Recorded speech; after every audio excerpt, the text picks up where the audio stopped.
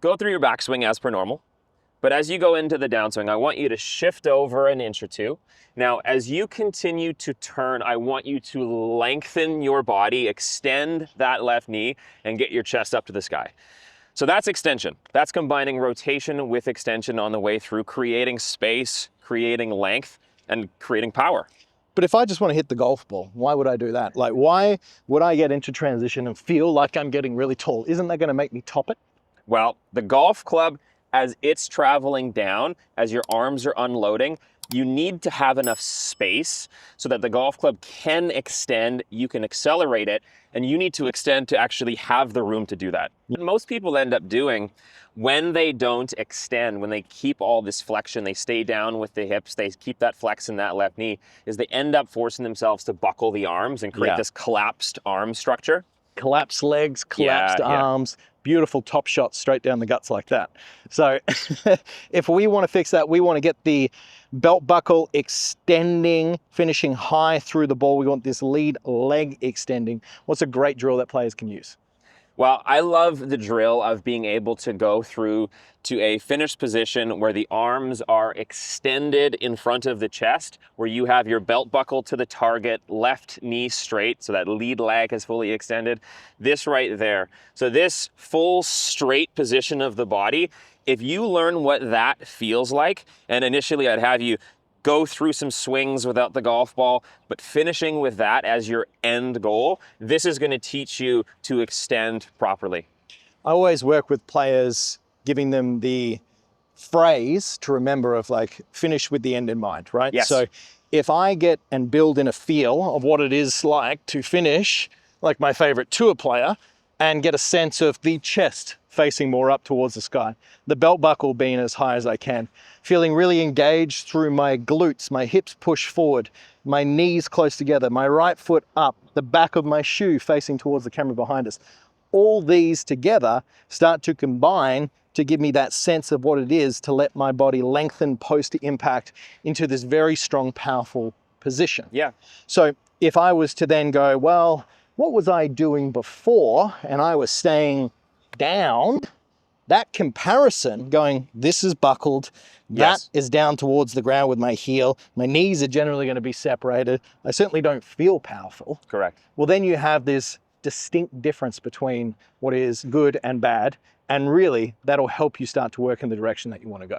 Yeah, you need to understand what your destination is. And oftentimes if you figure out what the finish needs to feel like, you're going to make achieving the movement before a lot easier. So like when I'm working with a student, I will put them into that finish and say, okay, how are you going to get here?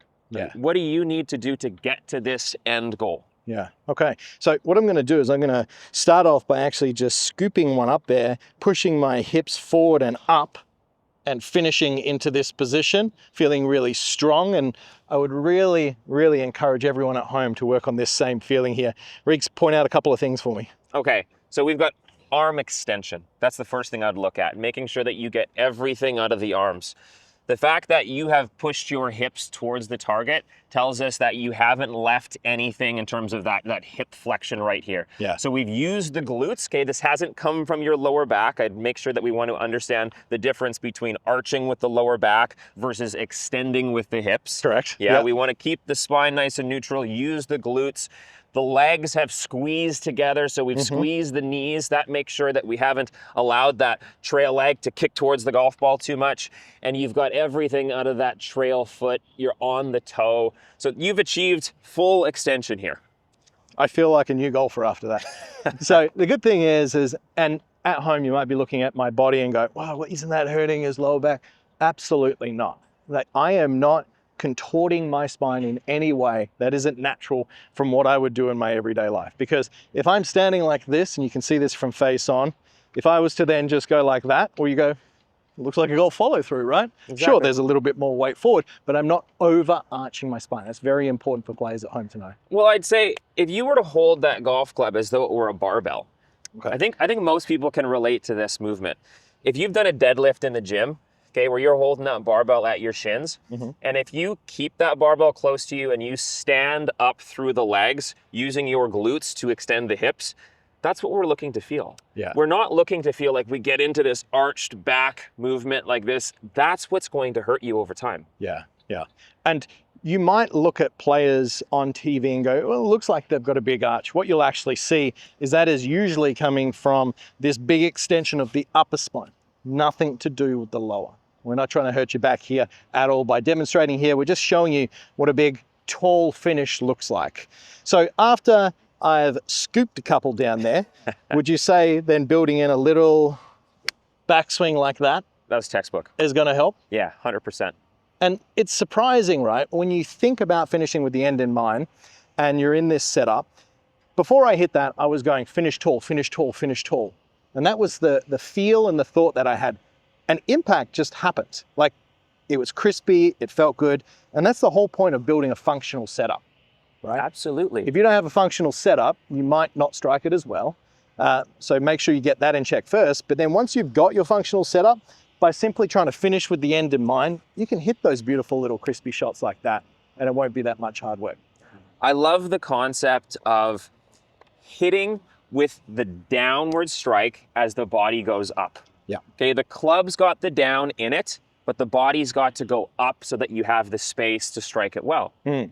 Yeah, because then you're not compensating with your arms and bunching and your knees and all sorts of funky stuff, because there's a plethora of ways that you could get the job done. Absolutely. But really, at the end of the day, golf is a powerful athletic motion, just the same as if you were extending, throwing a discus. I don't know why I was doing that motion, but let's say tennis, baseball, everything like that. Your body is going to be fully extended by the time that you've done that. I really can't think of anything powerful athletically that would be a stay in flexion type movement. Yeah. Everything involves extension. Riggs was out playing paddle a couple of days ago and he was paddle down there. Extending as much as I could. Extend as you could.